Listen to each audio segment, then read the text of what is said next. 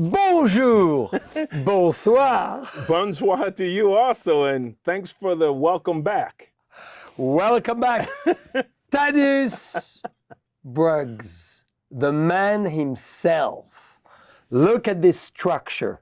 Powerful football player, outstanding FBI agent, and the creator of the Minority Report. Yes. Oh, we're excited to have you. Thank you for having me. I appreciate it, bro. Well, Absolutely. we are honored we're always like this. and excited. Dear friend LV, John Legend is with us too. Here it is. Yes, yes. Shit. He didn't get you that time, Mike. I was aiming for him. Dear friends, as you can see, we're having a lot of fun. We are in the Red Room. And guess what happened? We did this amazing interview 9 months ago. Yes. And our fantastic Dylan, in a moment of passion after spending nights in nightclubs, forgot to save the interview. Hey, Dylan, I don't blame it on you. I thought the interview ended up on the cutting room floor, the editing floor, and it just didn't make the cut. Hey, we're so excited, dear friends, because Thaddeus is back. It's a year later. He's even more successful, and we are more successful too. So, cheers. Welcome back. Dude, you're just killing the wine game, man. Oh, you are. You are. So, dear friends, you have the man who created one of the coolest things in the world. And we will tell you all about it. But I want to start first to show you that everything is possible. Why? Thaddeus was not born into winemaking, was not evolving in a restaurant, was not yet a somm, and he changed his life. So, Thaddeus, why don't you tell us all, how did this happen? I'm not going to say by luck, maybe by chance, because I think luck plays a little bit of a part in it, but it's a lot of hard work that goes into it. I'm very fortunate to be in my third career right now. I thought you were going to say in your 30s, but you look like you're in your 30s. Well, they say black don't crack a lot, but I mean, that's what I mean, but anyway. So my first career was in coaching college football, and one of my players, All-American player behind us is here, Brian O'Kay, and I coached him for 4 years. You're going to stay with us because we're going to show you his physique. He's quite a build. He was a beast. He was a beast as far as a football player, and so I did that for 8 years, and then somehow, you know, I always was interested in law enforcement, but the not the beauty of this, but a lot of black people don't really want to go into law enforcement. They don't really like the police. Yeah. For various reasons, okay? I see. But I always liked the FBI and thought that I would maybe want to be an FBI, CIA guy, someone like that, you know. I could see those eyes investigating very well. Yeah, and so after coaching football, I decided to just, I graduated from college, of course, and I put my name in the hat to become an FBI agent. I went and took this test, and I passed it. Woo! And I was like, damn. Okay, so I went back and coached football for another season, and I finally said I needed a career change. But the FBI also pursued me a little bit more. They said, hey, is this something you want to do? And then I went through stage 2 and stage 3, and then finally they sent me to Quantico, Virginia to start training. That's also what a Marine Corps trains at also. So, and then, very cool. And then I went on that journey for 22 years, but I tell you what, it felt like it was 10 years. I wish I could have somehow kept those memories and somehow just locked them in somewhere where they can just come back to me like that. Yeah. But the 22 years, it was such an exciting time that a lot of that stuff just it flows in and out. Sometimes I'm having conversations with my guys over here and stuff just pops up in your head or whatever, And now, what does it entitle to be an FBI agent? Well, big questions, dear friends. We're getting into the secrets. That's a great question. But I think the number one thing to be a good FBI agent, you have to have the ability to have common sense and Yes. figure out a problem. And I think if a lot of police officers today and other people in law enforcement just have some common sense and not escalate a situation, That's right. but de-escalate it, because a lot of times pulling your gun isn't necessary. That's very And true. I used to tell people when we went on raids and I was a team leader, I said, look, your gun does not come out of your holster until my gun comes out of my holster. So I would just go up to the person and say, look, you're under arrest, put your hands up. And 90% of the time, that person would do what I told them to do. They Yeah. put their hands up, and no one gun left the holster, and it never got But escalated. it's because of your physical I appearance. think, You pull intimidating well, guy. I think that had He's 6'4", and he looks like he's 6 when he's sitting. yeah, but And those are big shoulders, dear friends. I think that had some presence in it, but also you have to have some command of the situation when you're in Yes. it. And I think so the common sense aspect is good, but also you have to be proficient, whether it's in firearms, whether it's in defense tactics, to defend yourself. To maybe if someone has a gun pointed at you, they teach you ways that you can de-arm this person with the weapon very easily, especially if they. I shouldn't tell all the secrets out here, right? You never know. But you never know who might be listening. So. Well, Yeah. 22 years Yeah. of service, you could divulge Yeah. a few information. Yeah, but it was an exceptional career, and if I had to do it over again, I probably would do the exact same thing again. Yeah, no regrets at all. It was really good, and I got a chance to travel all over the world. Let's toast on that. And you were sent on missions internationally as well. Yes. Very cool. A lot of the intelligence, and I can talk about this just briefly, but America went to war in 2003 with Iraq. Yep.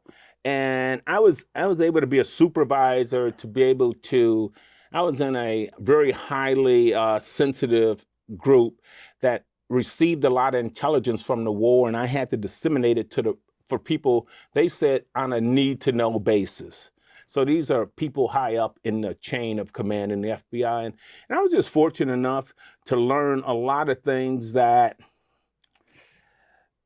went on during that time. And I'm trying to be a little judicial in what I'm saying, in a sense. I mean, I'm pulling the strings. I know, hey, no more wine if we don't have a trade secret. But America has friends that sometimes pretend to be our enemies.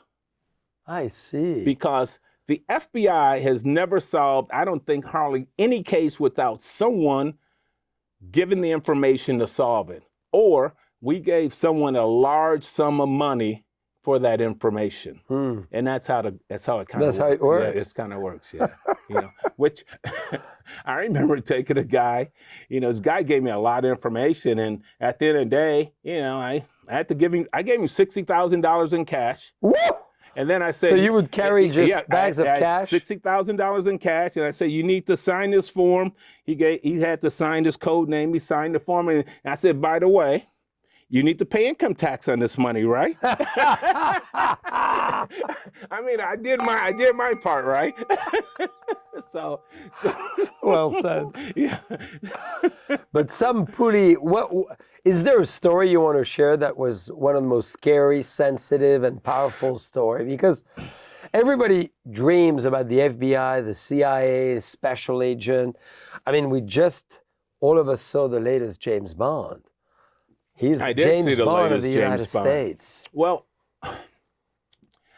man, that's a very good question. We still have more wine. I know. I should have asked that question at the end of the interview, when we finish that bottle. I've had a few, but and fortunately, all of them turned out in a very good way.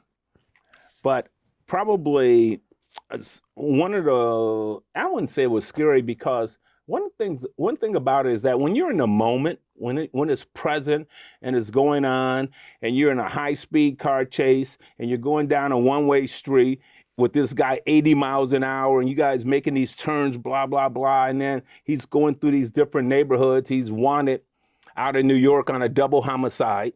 Ooh. And I'm the only guy because my partner is still asleep. It's like 6 o'clock in the morning. And I think I was just coming from the club too when I got the call. You see, that helps to go to the nightclub. I think I didn't tell nobody that though, because when your supervisor calls you, it tells you, hey, this is where you need to be. So I just happened to sit down and do the guy's house, and naturally, the guy came out of the house about 5:45 in the morning. Wow. I'm like, shit. Hopefully, I can use that on there. So he gets in his car, and then I contact one of the bosses. I asked him, what should I do? They said, don't lose him. So he finally figured out that I was following him. So he's going high speed down different streets, down one-way streets. And finally, he gets to this place that's, it's a project that's in North Miami that I knew well. He stops the car and he jumps out of the car. And a lot of these housing projects are kind of, they're vacant. So, and I get out and naturally I'm chasing after him. You're not in a uniform, huh? No, I'm traditional dressed, clothes. I just came from the club. Yeah. I was double checking. He didn't fall. He's a good Asian. Okay.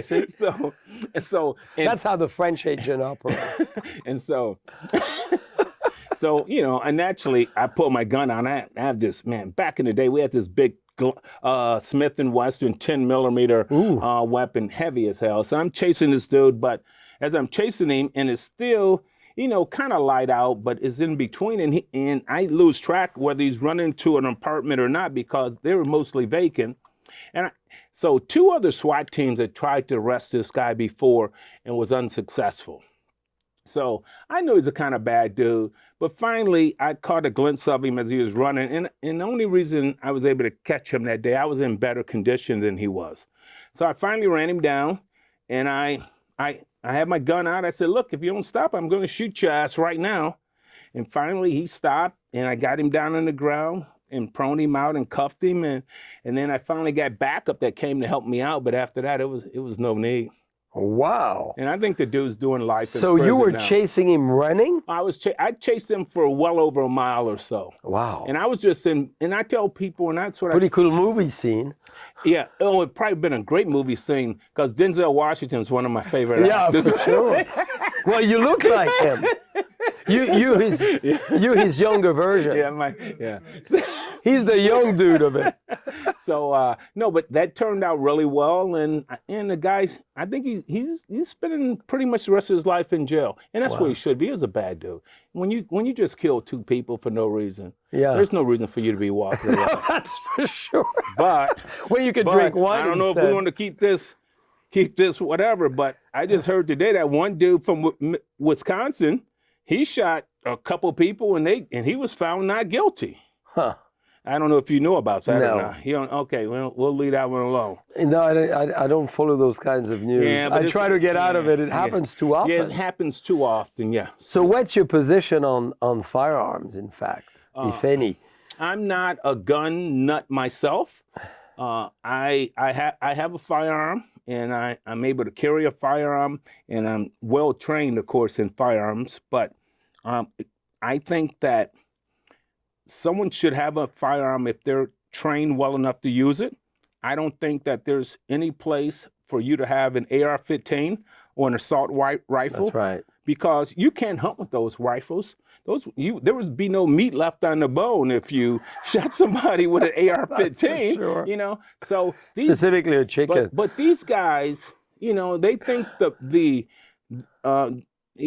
amendments protects them for the right to bear firearms. But I think back in the day, when that was thought to be correct, it was just for you to have like a long gun, a rifle, or a shotgun to protect your home. Mm-hmm. But they've carried it so far now. These gun nuts, these guys are, in my opinion, It's a little much, huh? It's a little much. Yeah. You can have a gun or two to protect your place, but you don't, I got friends who's got 50, 60, 100 guns. Isn't it better to have 100 cases of wine? You know what? The guy has 100 cases of wine and 100 cases of guns. No. It goes in pairs. No, but the gun thing gets addictive, and collecting guns similar to collecting wine. That's right. So if you have somewhat of an addictive personality, you're going to just collect things. So is it how you got addicted to get into wine? Oh man, wine was... Because that's the big question. You may wonder, okay, we've been 15 minutes together. Did this man get into wine, and how did he create the report? So, well, that's another story. I'll get to that. It wasn't a sober one how that happened. But I think wine found me. I didn't necessarily find wine. That's great. Well said. In the aspect that one day, so I need to reflect back just a little bit. Because where I grew up at, I'm one of 11 children. We grew up in the projects, poor, blah, blah, blah. My father had 11 children? I'm one of 11. I'm the fourth oldest out of the 11. There are 7 boys and 4 girls.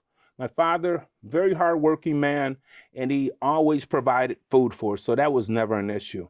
But we never had wine on the table. I didn't even know, well, we knew in the neighborhood that they had like Boone's Farm. What's the other wine they had? Mad Dog 2020. That's what Mad Dog 2020, if you was an alcoholic, that's what you drank. Okay. Is it still around even? I don't know if Mad Dog's still around or not. MD, I don't know if it is, but if you was an alcoholic, that's what you drank. So there was no wine in our house. So my father, he drank beer and maybe a little scotch every now and then. So I was not exposed to any of that. And my first glass of wine was when I was 35, 36 years old. I was at a party and someone just poured me a little Merlot in a glass. That's before I was seeing it was Sideways destroyed Merlot. How about that? Isn't that a sad story? I think it's back strong though. I thought it was when you were in that club before that chase. You were having. We got to go back to that. And it gave you energy to run. So it might have been, but I had my first glass of Merlot, and it was like I loved it, but I couldn't figure it out. And also, I've been eating at decent restaurants, and they have a wine list, and the wine list looked like Chinese to me because I didn't understand anything that was about it. So I took it upon myself to start studying. So I started taking classes at various places, and then finally I decided that I wanted to study with WSET, Wine and Spirit Educational Trust. So I started, I took all these little small classes at these local wine places, and then I started gaining enough knowledge, tasting enough wines, and then instead of taking WSET 1 and 2, I said, I just want to take WSET 3. Oof, you went right for the top. Yeah, and passed it. Well, cheers. LVE, John Legend wine. John Legend. Oh, this is the guy, John What do you think Legend. of this? Yeah, I love it. Great? Yeah. So we made this wine together in France. Mm-hmm. It's our French sparkling rosé. Wonderful. It's doing very, very well. You often see him on the piano with this wine. What do you think of the taste? What a WSET level 3 or 4 now? I'm studying at the diploma level 4 currently. I have 3 tests that I've passed. I have three more tests to go and decide where I want to go from there. But we'll see. No, very nice rosé. Does it say the percentage of Pinot and Chard in here? I mean, somewhere a blend. Somewhat of a blend, exactly. Mm-hmm. It's probably around 65%. And it's on the dry side, so you guys will like it. Even though he's more of a Napa Cab guy. I think they're already on the LV Cabernet over there. See, I do that. Maybe Generations, dear friends. That's their 3rd bottle, but we won't say that to anyone. No, but I think it has grapefruit characteristics. I think it's a lovely rosé of champagne. Yeah. Very nice, yeah. Thank you. Did he consult on the blend, or you guys did it and he? Yeah, and then we work on many blends, and then he said, that's the one. Okay. And that's what we selected. Very good.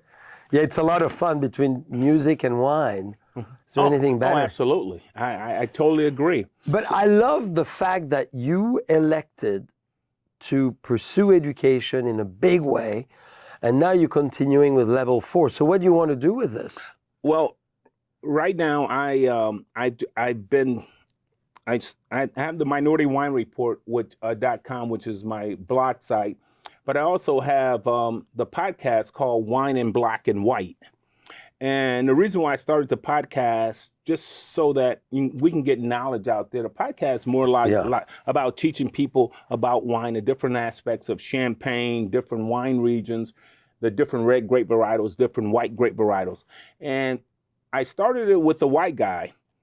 And he's supposed to be he's the white guy of wine in black and white. But the white guy doesn't do any work. Okay. How about that, That's man? pretty typical. Okay. But anyway, no, but he's a good guy. But he ran into problems in the COVID era because he's a wine rep and also he's studying for his Master of Wine. I see. So when he finished the Master of Wine, he'll come on board and he'll be a great asset. Well, it may take another 20 years. Yeah, no Master of Wine is a long one. Yeah, but he's at stage 2, so we'll see what happens with him. But anyway, So no more white guy. well, it's only been the black guy so far. Well, we like it that way. You know what? Andrew Lafasoni, our friend at Wine Watch, he's volunteered to be the white guy. Oh, he's amazing. He is amazing. Hello, Andrew. Hello, Andrew. So anyway, my going forward, my future is that I'd like to continue to educate, and I like to really continue to tour the world and drink the world's best wines. Huh. And most wines I prefer drinking blind.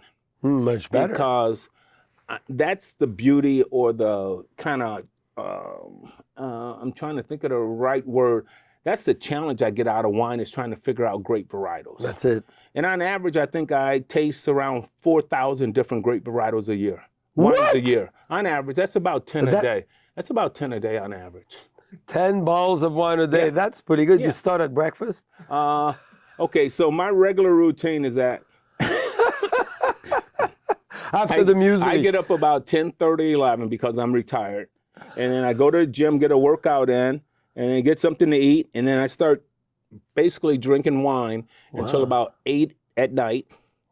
And then I go to scotch and cigars until about 3 in the morning and go to bed and get up and start over again. Well, in between, sometimes I have wine events and do this and that. But I'm in the gym 4 or 5 days a week, and that's my routine. Yeah, you're very fit. That's my routine. What kind of gym do you do? I'm Kickboxing or martial arts? I'm a circuit weight trainer where I hit, one day is chest and buys, and then the back and the triceps, and then I do legs one day, and then I combine it all together. But at the end of my program every day, I get on a spin bike and I do 20 minutes or 30 minutes spinning hard as a cool down at the end of the workout. Yes. Wow. I know you're pretty fit too for yourself. Well, and you work pretty hard too. Oh, I love. Where do you get all your energy from? Tell me. From the beverage. I'm going to get to 10 bottles a day now. Hey, we're going to finish this one. Okay. Because there's LV Red waiting for us. So I want to hear, how did you start? Because this is quite amazing, dear friends. When we talk about a great entrepreneur, that's who he is. When we talk about a great writer, that's who he is. And we talk about someone who really started spontaneously and built something amazing out of an idea. This is very impressive, Thaddeus. That's what you've done. Yeah, so I'll tell you how the Minority Wine Report came about. Yeah. I'll tell you that. Okay, so... Cheers to that. So cheers to you. We love the sound. Cheers to John Legend, too. Exactly. Yeah. He may be watching. We never know. He tunes in. So I was in Chicago. I was sitting on my back deck in Chicago. It was summertime. And, I love wine, and I needed a way to get entree or into the game in a sense. Yep. So I said, and I knew I wasn't a bad writer because I had to write thousands and thousands of reports for the FBI. For sure. And then those reports, a lot of them end up in court, so they had to be somewhat legible in a sense. Yeah. or the criminal would just walk away. When you wrote those reports, were you having as well a few glasses of wine? No, I wasn't. But anyway, so I'm sitting on my back deck, and it just pops in my mind. It's Minority Wine Report. And I was like, damn, that sounds really good. So I get on my phone and I check to make sure it was available to pick it up. And then I picked it up and I started it in, I think, maybe 2009 or 10. And I've just been rolling ever since and trying to add content to it and For different sure. things like that. But most of my content, because of the way the way the world is going in this social media aspect, everybody wants instant gratification. So that's why I put most of my content on Instagram right now that goes to Facebook and Twitter. That's great. And it's more spontaneous in a sense that But way. you're having a huge following. Yeah, I know. I'm doing pretty good, and people. He's doing amazing, but you know what? dear People friends. like good juice, and that's my hashtag is good juice. And I think people just like it. And in the pandemic, Yeah. people have been staying home; they haven't been going anywhere, so everybody's on the internet, basically. You know. But how did you succeed to, one, feel confident to write about wine in the world we live in where there's so much content on wine? I think that takes a lot of balls. Well, we can do this. You know? We can go here also because most times, and I guess it was a product of my education where I went to school. I went to Hillsdale College, graduated from there, played football, blah blah blah, FBI, blah blah blah. But most of these environments, I'm usually the only black guy in this environment. Really? And in the wine game, everywhere I go, I'm the only black guy there. Mm-hmm. But so I knew I needed some education, Yeah. and I needed the experience behind me to feel legit by the people that I had to deal with. And that's why right now, I roll through the wine game really strong because I have some content and education right. behind me. And I tell other young people, just because you maybe can sit at a computer and write something out and blah, blah, blah, if you don't have any education, like for instance, I was at this one wine conference and we was doing a round table and the winemaker was explaining the wine. And this one person asked the winemaker, what grapes are in Bordeaux? I mean, if you're following me, right? I mean, I'm like, Are you trying to think it's Zinfandel or Pinot Noir? I mean, yeah. If you don't have an Chardonnay. If you don't have an understanding of that, how you kind of pretending to be a sommelier, whatever. I mean, you need education behind you, and that's the key. And then you get respect. And so, yeah, but you're very modest. Yes, you got the education and all that, but explain to everyone. Many of us are thinking, watching, I'm not sure what I'm doing is right. I'm not sure I'm heading in the right direction. I want to get into the world of wine. How do I do that? So give us a few clues of what made you such a success in a short period of time. Because you really just got started, 7, 8 years, 10 years ago. 7, 8, 10, yeah. But I think the biggest thing is, one is hard work. Yeah. And one, you need to drink a lot. No, this is true. In order to get good Drink or taste? Taste. Okay, Let's go with taste. Taste is good. You need to taste a lot. Because in order to get good at your craft, you have to be able to taste all these different, but you taste for a purpose. You taste for an understanding of, for instance, Cabernet. Cabernet is that big, stringent red grape, but at the end of it, it's going to make your mouth water a little bit. But in the middle part, if it's 100% Cab, it's going to kind of fall off a little bit. And then you taste Merlot, and then Merlot kind of fills in that middle for Cabernet. And you say, oh, Merlot's kind of luscious. It's pretty nice grape variety or whatever. And then you go to Chardonnay, the whites, and Sauvignon Blanc, but you have to taste with a purpose of trying to build a vocabulary in your mind so that you can recall that's right. what you have. And that's why I try to close my eyes and I try to just imagine what I'm drinking and try to figure it out on my own. Yes. And I think that's a good start. But I was going to say another thing that just kind of escaped me. But so you got hard work and you tasting for a purpose. And the other thing is that you need to be able to, I think, discover different wine regions around the world, because I think that's very important. If you're just a Napa Valley guy like my guy over here,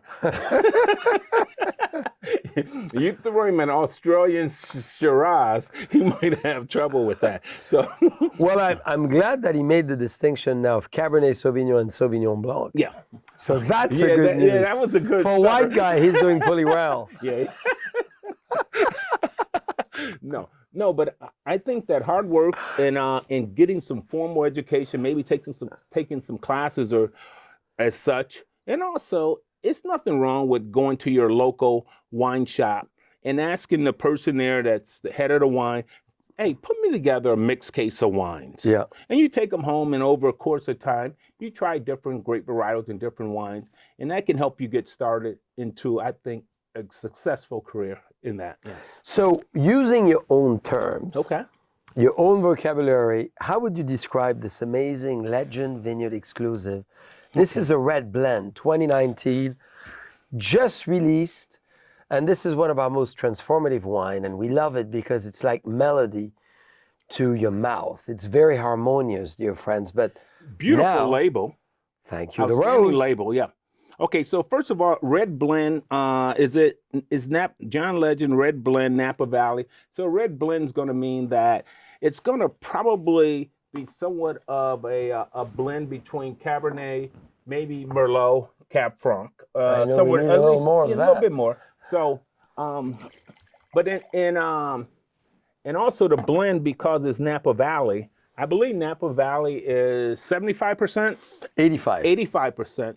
One grape varietal. So if it's 85% Cabernet or 85% Merlot, you could put that on the bottle. But if it's less than that, you have to go with the blend. Mm-hmm. In 2019, I think was a really nice year, right? Phenomenal. Yeah. We really think one of the best in the last, decades. Very exciting year. So what do you feel there? I think it has some bright purplish fruit. The back end makes your mouth salivate quite a bit. Hey, Brian, you might not like this. You think there's some Petit Verdot in here? He may be right. May be right? Oh, yeah, he's good. The white guy is getting better and better. Well, he has a sensitivity to Petit Verdot for some reason. But anyway, I think I'm a big fan of Petit Verdot. There's a little bit of it in it. Good job. So anyway, I think it's a beautiful wine. I like it, but I do think it needs a little time. For sure. I would give it maybe the next 3 to 5 years before it probably going to really start showing its potential. But very nice wine. What does this retail for? Can we tell them on 50. here? 50? Nice price range for Napa Valley. Absolutely, yeah. Mm-hmm. So you write about Minority Report. That's the name of the report. Minority Wine Report, yes. Which is so exciting now. Besides the John Legend, we've seen a phenomenal wave over the last 2-3 years, really. Wow. Not just on the sales side, on the somm side, on the restaurant side, but as well on the production side of, as an example, African-American coming in. So, our friend Phil Long. I know Phil. As a matter of fact, I just interviewed Phil Long a few days ago, yes. Fantastic. So we were on a panel, okay, recently with a wine enthusiast where we had 3 fabulous African-American women, entrepreneurs who've been making wine for 5 to 8 to 10 years and are becoming extremely successful in the space. So there's a true movement now, isn't it?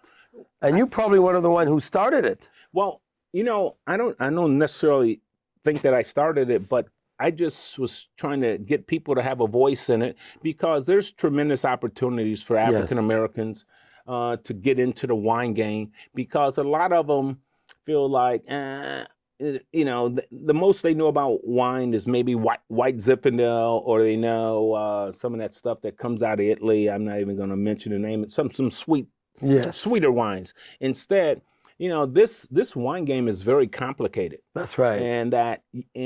And they love wine, but sometimes they just need a little push or a little momentum to get themselves into the wine game and to learn more and more. And we're getting a lot more sommeliers and other people that want to make wine, and I think it's a beautiful thing. Yes. I think it's really exciting. Do you know Mac McDonald? Yes. Wonderful gentleman. Absolutely. Yeah, very much so. He's a guy that I've talked to over the years that's given me some really good advice also, yes. But I'm very excited. For us as a winery, we've been selling wine in Africa for a long time, whether northern, southern, or central Africa. Oh, wow. So I'm very used to the taste and the palates, and and great partners, importers and distributors doing a phenomenal job and telling us what sells, what is promoted. And I'm so glad that the taste today of a wine like this fits all palates. That's what I love. And maybe in the old days, the taste was different. And No, I think it totally was. Yeah. But I think that today, there's more quality wine in the world than it's ever been. And I think I wrote an article back, I don't know how many years, a few years ago. And in the crux of the article was that it was my belief and no one else's. yeah, I thought White Zinfandel saved the American wine consumer because Sutter Homes and Beringer, people were drinking that, and they was just keeping it afloat instead of people having pretty much nothing to drink. that's right. And then what happens when you drink those wines, and over a period of time, your palate goes through a maturation process, and you get off of the sweet stuff, and then you start drinking this really That's good right. juice. Yeah. So that's the kind of the evolution of it in a sense. Yeah. Well, and your voice, as well as those producers, as well as Phil Long, as well as, well, Blackman, who is great as a ex-phenomenal football player in the field, and many others are really coming in to the space in a strong way. So I think on the athletes and wine, it's becoming a marriage. I mean, you got LeBron James, you got Carmelo Anthony, you got the guy that plays for Portland. Who's the guard that plays McCollum? Yeah. That plays for Portland. A lot of these guys are really loving the wine game now, and I think it's a beautiful thing. But these guys are coming in on the high end now. well, which is great. It in is. No. San Francisco, we have the Warriors, right? Uh-huh. They all collectors. Yes. And they love the Red Room. Yeah. And we were just there this afternoon, of all places. And the wine list of a few restaurants there is amazing, and things are really booming. So I think a lot at every side of the business are getting into it, right? Yes, but also I just think that the quality of what I call really good juice is at a all-time high throughout the world. No, if you're making a bad wine today, there's something wrong. That's for sure. And how many? Okay, I want to ask you JCB a few questions here. It's dangerous, dear friends. You're killing the wine game, man. Oh, we're having fun. When do you sleep? Oh, Huh? now I'm going to sleep because I just noticed something, dear friends. See how he Look at that! I was about to pick up the cord. You see how he changed I mean, his I things? told I'm you like, oh, he God. had nice legs. Yeah. Legs of an athlete. Look at that. Oh, American pro football player. No. Oh, he is. No, and I trainer wanted to be a and pro coach. football player. It didn't happen. Ladies, gentlemen, don't you think he dresses well? His brooches, jewelry, great style. But look at those socks. They suck. Even your pal are wearing the right socks. Hey, you guys, do you mind coming and showing us? I mean, you're Brian, all pull going those to shoes come. off. I mean, look at this. We all in the JCB socks. Oh, yes. Come over, boys. Are we making him a shame, I hope? Oh, God. Patrick, look at that. Yeah, baby. Hey, so we have a little gift. We have a little gift. So, Thaddeus, you're Yeah. going to have to do it. All right, man. You're going to have to show us those sexy legs. Nah. I'm going to prepare them for you. I guess I have to. Hey, that's Next time.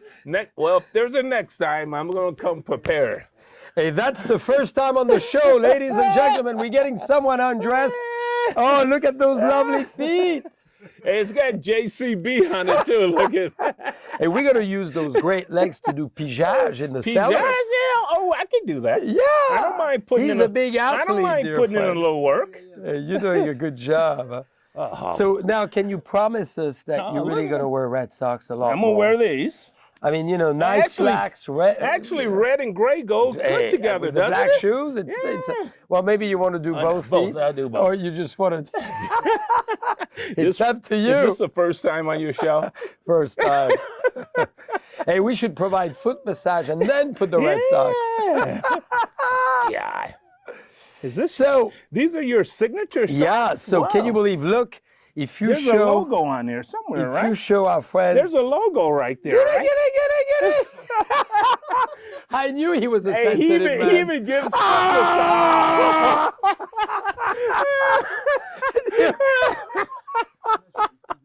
The ladies are hiding behind the curtains, and it doesn't smell anything bad. Hopefully this I is going to feel end up on the raspberry. floor, dude. Oh, a This little is the vanilla. part that's going to A end little up on bit the honey. floor. Hey, which one do I like the most? So Thaddeus, they made in Burgundy. Can you believe it? It's Made in Burgundy. Yeah.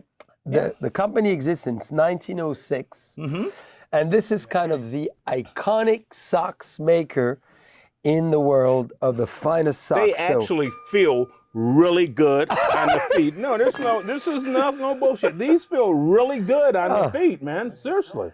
Yeah. Hey, you can sleep with them. You're gonna sleep like a baby. Hey, do you sleep dressed or naked typically? Yeah.